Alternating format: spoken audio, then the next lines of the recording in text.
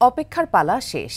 রাত পোহালেই শুরু হচ্ছে সনাতন ধর্মাবলম্বীদের সবচেয়ে বড় ধর্মীয় উৎসব শারদীয় দুর্গাপূজা। দেবী মাকে বরণ করে নিতে রাজধানী ঢাকা সহ সারা দেশে চলছে শেষ মুহূর্তের প্রস্তুতি। আনন্দময়ীর সাজে পূর্ণতা দিতে শেষ তুলির আঁচড় আর গয়না পরিয়ে প্রস্তুত করছেন প্রতিমা শিল্পীরা।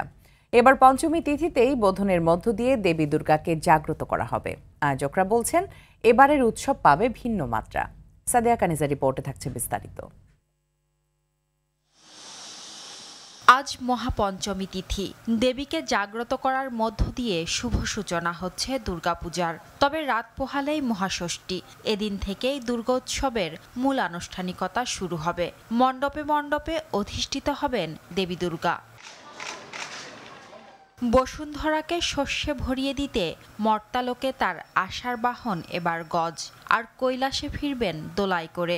এর মাধ্যমে কিছুটা ঝড়ঝাপটার আশঙ্কা থাকলেও ভক্তদের প্রত্যাশা কল্যাণময়ীর আশীর্বাদে সবকিছু শুভ হবে। তাই তো প্রাণের শারদ উৎসবকে বরণে নেই আয়োজনের কমতি। প্রতিমা তৈরি করা থেকে স্টার্ট করে একদম লাস্ট পর্যন্ত বিসর্জন পর্যন্ত ভালোই, মজা হয়, বেশ ভালোই।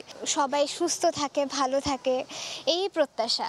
আবেগ কাজ করে পূজার মাধ্যমে। মা হলো মঙ্গলময়ী, সবার মঙ্গল হবে, আমরা এই প্রত্যাশাই করি। আমার নানু বাসায়, দাদু বাসায় ঘুরবো, অনেক মজা হবে। অল্প কিছু অলংকারের কাজ বাকি আছে, আশা করি অল্প সময়ের ভিতরে সন্ধ্যার আগে আমার সমস্ত কাজ শেষ হয়ে যাবে। পূজা উদযাপনে সব প্রস্তুতি সম্পন্ন করা হয়েছে জানিয়ে আয়োজকরা বলেন নতুন মাত্রা যোগ হবে এবারের উৎসবে।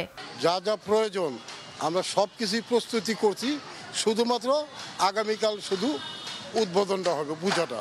আইন শৃঙ্খলা সম্বন্ধে আমাদের কোনো ধরনের কোনো ত্রুটি রাখে নাই সরকার। মাকে ভোজনের মাধ্যমে জাগ্রত করে পূজা করতে হবে। আগামীকাল হচ্ছে ষষ্ঠী, সকাল 9টা থেকে 11টার ভিতরে ষষ্ঠী মানে মাকে নবদুর্গাকে আমন্ত্রণ জানানো, মাকে সন্ধ্যাবেলায় আমন্ত্রণ এবং অধিবাস করানো। কারিগরি সহায়তা দিচ্ছে আমাদের পাশে রয়েছে বাংলাদেশি বিভিন্ন নিরাপত্তা এজেন্সি। সারা দেশে এবার মোট 33,355টি পূজা মণ্ডপে শারদীয় দুর্গাপূজা অনুষ্ঠিত হবে। পূজা নির্বিঘ্ন করতে প্রস্তুত রয়েছে আইন শৃঙ্খলা বাহিনী।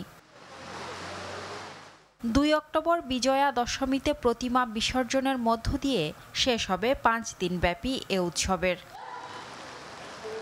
সাদিয়া কানিজ, RTV, ঢাকা।